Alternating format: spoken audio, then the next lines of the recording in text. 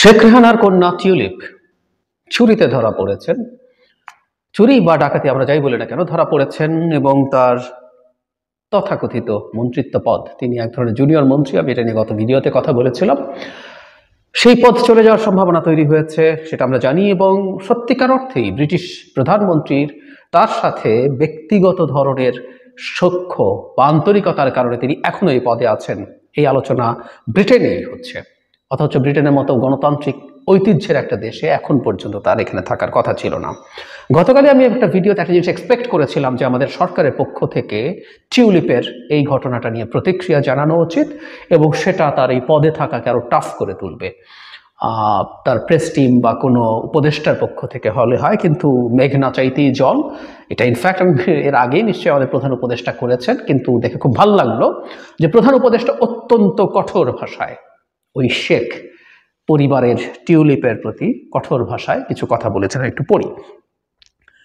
গণঅভ্যুত্থানে Bangla Tribune, এটা হচ্ছে business standard British একটা পত্রিকার রেফারেন্স দিয়ে, সম্ভবত সানডে টাইমস, ওখানে রেফারেন্স দিয়ে বলছেন, গণঅভ্যুত্থানে ক্ষমতাচ্যুত আওয়ামী লীগ সরকারের আমলে ব্রিটেনের দুর্নীতি বিরোধী মন্ত্রী টিউলিপ সিদ্দিক ও তার পরিবারের যেসব সম্পত্তি পেয়েছেন ও ব্যবহার করেছেন সেগুলোর জন্য তাকে ক্ষমা চাওয়ার আহ্বান জানিয়েছেন অন্তর্বর্তী সরকারের প্রধান উপদেষ্টা ডক্টর মোহাম্মদ ইউনূস।